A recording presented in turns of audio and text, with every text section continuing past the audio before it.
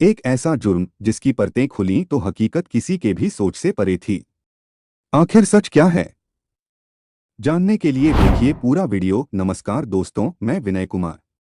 7 जनवरी 2020 को जयपुर की एक सोसाइटी में रहने वाली श्वेता तिवारी नाम की महिला के घर की घंटी बजती है। वह दरवाजा खोलने के लिए जाती है।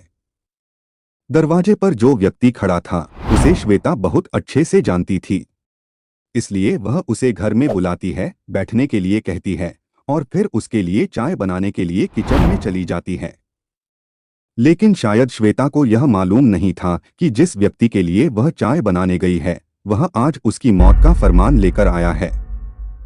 वह व्यक्ति अपनी जगह से उठता है, किचन में जाता है और अदरक कूटने की मूसली उठाकर श्वेता के सिर पर हमला कर देता है। वह तब तक वार करता है जब तक कि श्वेता के शरीर से जान नहीं निकल जाती। उस वक्त घर में श्वेता के अलावा उसका 21 महीने का बेटा भी था जो अपने कमरे में सो रहा था। घर में और कोई न होने के कारण श्वेता को किसी की मदद नहीं मिल पाई। हत्या के बाद वह व्यक्ति घर से चला जाता है। शाम करीब 4:30 पर जब घर की मेड वहां आती है तो रसोई में श्वेता की खून से लथपथ लाश देखती है। वह तुरंत पुलिस को सूचना देती है। पुलिस मौके पर पहुंचकर जांच शुरू कर देती है। घर में देखने से पता चलता है कि श्वेता की हत्या तो कर दी गई है, लेकिन घर से कोई भी सामान चोरी नहीं हुआ। इसका मतलब यह था कि हत्या का मकसद लूटपाट नहीं था। इसके अलावा घर में जबरन घुसने का कोई निशान नहीं था, यानी जिसने भी श्वेता की हत्या की वह कोई उसका परिचित ही था। जब पुलिस घर की तलाशी लेती है तो 2 चीजें गायब मिलती हैं, श्वेता का मोबाइल और उसका 21 महीने का बेटा। यानी हत्यारा श्वेता को मारने के बाद उसके बेटे को अपने साथ लेकर चला गया था। अब सवाल उठता है कि आखिर वह व्यक्ति कौन था जिसने इतनी बेरहमी से श्वेता की हत्या की और उसके 21 महीने के बेटे को भी उठा ले गया, और उसने श्वेता का फोन क्यों ले लिया। इस कहानी की शुरुआत 2011 से होती है, जब कानपुर की रहने वाली श्वेता की शादी दिल्ली के रहने वाले रोहित तिवारी से तय होती है। रोहित आईओसीएल में केमिकल इंजीनियर के पद पर कार्यरत था। उसकी अच्छी सैलरी और प्रतिष्ठित नौकरी थी। दोनों की शादी हो जाती है। शादी के बाद कई सालों तक इन्हें संतान नहीं होती, लेकिन करीब 7 साल बाद इनके घर एक बेटे का जन्म होता है। इसी दौरान रोहित की पोस्टिंग जयपुर में हो जाती है और 2018 में ये दोनों जयपुर के एक अपार्टमेंट में शिफ्ट हो जाते हैं। जिस दिन श्वेता तिवारी की हत्या हुई और उसका 21 महीने का बेटा गायब हुआ, उस दिन रोहित तिवारी अपने ऑफिस में था। शाम करीब 7:30 पर एक पड़ोसी ने रोहित को कॉल कर घटना की जानकारी दी। रोहित तुरंत अपने घर पहुंचा और देखा कि वहां पहले से पुलिस और मीडिया मौजूद थी। पुलिस ने उसे बताया कि किसी ने उसकी पत्नी की बेरहमी से हत्या कर दी और उसके बेटे को किडनैप कर लिया।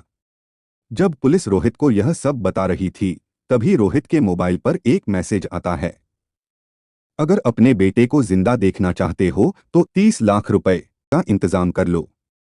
हैरानी की बात यह थी कि यह मैसेज किसी और के नंबर से नहीं बल्कि श्वेता के ही नंबर से आया था। जैसा कि पहले बताया गया था, घर से केवल 2 चीजें गायब थीं, श्वेता का मोबाइल और उसका बेटा। अब पुलिस को यकीन हो जाता है कि यह हत्या और किडनैपिंग का मामला है। सबसे पहले पुलिस श्वेता के मोबाइल नंबर को सर्विलांस पर लगाती है, फिर सोसाइटी के सभी सीसीटीवी कैमरों की फुटेज चेक करना शुरू करती है। दुर्भाग्यवश सोसाइटी के ज्यादातर कैमरे काम नहीं कर रहे थे। कुछ 1-2 कैमरे ही चालू थे, लेकिन उनमें कोई संदिग्ध नजर नहीं आया। लेकिन तभी पुलिस की नजर श्वेता के पड़ोसी के घर के बाहर लगे एक कैमरे पर पड़ती है। वह कैमरा चालू हालत में था।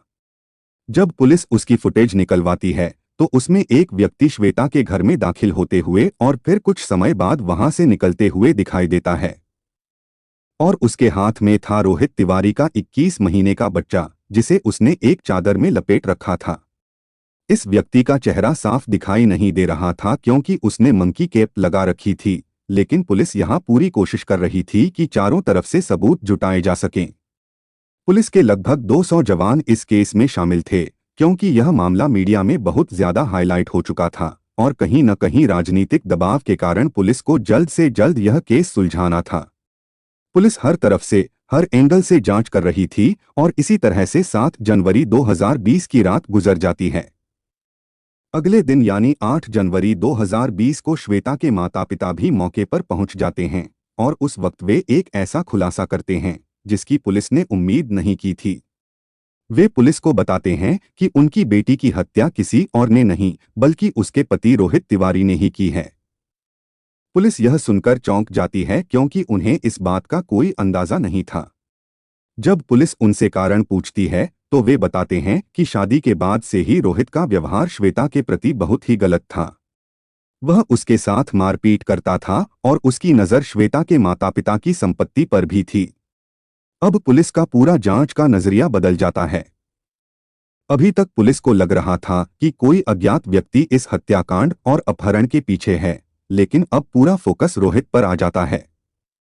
सबसे पहले पुलिस उस दिन की रोहित की लोकेशन निकालती है जिस दिन यह हत्या और अपहरण हुआ था। जांच में पता चलता है कि उस दिन रोहित पूरा दिन अपने ऑफिस में था और मीटिंग्स में व्यस्त था। इस बात को सत्यापित करने के लिए सीसीटीवी फुटेज और रोहित के सहकर्मियों से भी पूछताछ की जाती है। यानी पुलिस को रोहित पर संदेह तो हुआ, लेकिन ऐसा कोई सबूत नहीं मिला जिससे यह साबित हो सके कि जिस दिन यह हत्या हुई उस दिन रोहित वहां आया था। इससे पुलिस का जांच का एंगल फिर से बदल जाता है और पुलिस सबसे पहले 21 महीने के श्रेयम की तलाश पर ध्यान केंद्रित करती है। पुलिस हर एंगल से जांच कर रही थी। वह रोहित का रिकॉर्ड भी खंगाल रही थी और अन्य सबूत भी इकट्ठा कर रही थी। इसी दौरान 8 जनवरी 2020 को दोपहर करीब 1 से 2 बजे के बीच पुलिस को खबर मिलती है कि अपार्टमेंट के पीछे झाड़ियों में एक बच्चे का शव पड़ा हुआ है। जब पुलिस शव देखती है तो पता चलता है कि वह कोई और नहीं बल्कि 21 महीने के श्रेयम का ही है, यानी श्वेता का बेटा ही था जिसे मारकर अपार्टमेंट के पीछे फेंक दिया गया था। पुलिस तुरंत उसकी लाश को पोस्टमार्टम के लिए भेजती है और पोस्टमार्टम में एक बहुत बड़ा खुलासा होता है कि जिस वक्त श्वेता तिवारी की हत्या हुई थी ठीक उसी समय श्रेयम की भी हत्या कर दी गई थी। यानी यह कोई अपहरण का मामला नहीं था बल्कि यह स्पष्ट रूप से दोहरे हत्याकांड का मामला था। जिसने भी यह किया था उसने पहले श्वेता की हत्या की और उसके बाद बहुत ही बेरहमी से उसके 21 महीने के बेटे श्रेयम को भी मार दिया। हत्या के बाद वह शव को अपने साथ ले गया और अपहरण के मैसेज पुलिस को भ्रमित करने के लिए भेजे गए थे। पुलिस के पास कोई ऐसा सबूत नहीं था, न ही कोई सीसीटीवी फुटेज थी जिससे वे आरोपी की पहचान कर सकते थे। पुलिस के पास सिर्फ एकमात्र सुराग था, श्वेता तिवारी का मोबाइल नंबर। पुलिस लगातार उस मोबाइल नंबर को ट्रेस कर रही थी। उसकी लोकेशन बहुत तेजी से बदल रही थी और 4 से 5 अलग अलग जगहों पर वह मोबाइल बार बार ट्रेस हो रहा था। लेकिन एक लोकेशन ऐसी थी जहां वह सबसे ज्यादा समय तक एक्टिव था और वह जगह थी सांगानेर। पुलिस अंधेरे में तीर चलाती है और सांगानेर की उस लोकेशन पर पहुंचती है जहां फोन की लोकेशन बार बार दिखाई दे रही थी। वहां पुलिस एक घर के सामने पहुंचती है। हालांकि पुलिस के हाथ अभी तक कोई ठोस सबूत नहीं था, लेकिन उन्हें वहां एक सुराग मिलता है, घर के बाहर रखे हुए जूते। ये वही जूते थे जो सीसीटीवी फुटेज में उस व्यक्ति ने पहने हुए थे जिसने श्रेयम को चादर में लपेट कर ले जाते हुए देखा गया था। हालांकि यह पक्की पुष्टि नहीं थी कि ये जूते वही हैं, लेकिन पुलिस अंधेरे में एक और तीर चलाती है। वे उस घर में प्रवेश करते हैं और वहां से एक व्यक्ति को गिरफ्तार करते हैं जिसका नाम सौरभ चौधरी होता है। पुलिस को इस जांच में अभी तक कोई ठोस प्रमाण नहीं मिला था, लेकिन जब सारे कड़ियों को जोड़ा जाता है तो यह स्पष्ट होता है कि यही व्यक्ति सौरभ चौधरी है जिसने उस दिन श्वेता तिवारी की हत्या की, उसके बाद बेटे की हत्या की और उसके बेटे के शव को अपार्टमेंट के पीछे फेंक कर आया। इन सारी बातों की पुष्टि तब हो गई जब उस व्यक्ति के पास से श्वेता तिवारी का मोबाइल मिला। अब पुलिस को यहां पर आरोपी तो मिल गया था, लेकिन अब पुलिस को यह जानना था कि आखिर इस व्यक्ति ने श्वेता और उसके बेटे की हत्या क्यों की और यह व्यक्ति श्वेता और उसके बेटे को कैसे जानता है। और यहाँ पर पुलिस जब शक्ति से पूछताछ करती है तो इस केस का पूरा एंगल ही चेंज हो जाता है। पुलिस के साथ साथ आप लोगों ने भी शायद नहीं सोचा होगा कि इस व्यक्ति ने उस हत्या को अंजाम क्यों दिया था। पुलिस सौरभ चौधरी नाम के इस व्यक्ति से इंटेरोगेशन करती है और इंटेरोगेशन में यह कुछ ऐसा खुलासा करता है जिसकी उम्मीद पुलिस को बिल्कुल भी नहीं थी। सौरभ चौधरी नाम का ये लड़का पुलिस को बताता है कि 2018 में श्वेता के पति रोहित की पोस्टिंग जयपुर में हुई थी और उसी वक्त उसकी मुलाकात एक व्यक्ति के साथ हुई थी जिसका नाम हरी सिंह था। यहाँ पर हरी सिंह और रोहित की दोस्ती बहुत जल्दी गहरी हो जाती है और बातों बातों में एक दिन रोहित हरी सिंह से कहता है कि वह किसी भी तरह से अपनी बीवी से पीछा छुड़ाना चाहता है। जैसा कि मैंने आपको पहले भी बताया कि रोहित और उसकी बीवी श्वेता के रिश्ते कुछ ठीक नहीं थे और किसी भी तरह से रोहित अपनी बीवी से पीछा छुड़ाना चाहता था। यही बातें उसने हरी सिंह को बताई। उसके बाद हरी सिंह ने रोहित को अपने साले से मिलवाया जिसका नाम सौरभ चौधरी था और यही वो सौरभ चौधरी था जिसने उस दिन श्वेता और उसके बेटे की हत्या की थी। यह जो पूरा प्लान था इसे रोहित, हरी सिंह और सौरभ चौधरी ने मिलकर बनाया था। इस प्लान को एग्जीक्यूट करने के लिए श्वेता के पति रोहित ने सौरभ चौधरी को 10 लाख रुपए एडवांस भी दिए थे। उसका प्लान यह था कि जिस दिन ये हत्या होगी उस दिन रोहित पूरा दिन अपने ऑफिस में रहेगा ताकि उस पर डाउट न जाए। इसके बदले में सौरभ चौधरी श्वेता तिवारी और उसके 21 महीने के बेटे को मार देगा। अब यहाँ पर सवाल यह भी उठता है कि एक पिता कैसे अपने बेटे को मार सकता है। यहाँ पर मालूम चलता है कि रोहित किसी भी तरह से श्वेता और उससे जुड़ी हर चीज से पीछा छुड़ाना चाहता था और एक नए जीवन की शुरुआत करना चाहता था। उसका कहना यह था कि अगर मेरा बेटा भी जिंदा रहेगा तो मुझे दोबारा शादी करने में परेशानी आएगी। इसलिए उसने सौरभ चौधरी को अपनी बीवी और अपने बेटे को मारने के लिए पैसे दिए थे। यानी कि इस पूरे डबल मर्डर के पीछे कोई और नहीं बल्कि श्वेता का हस्बैंड रोहित तिवारी ही था। 7 जनवरी 2020 को जिस समय श्वेता तिवारी ने दरवाजा खोला था दरवाजे पर सौरभ चौधरी ही था।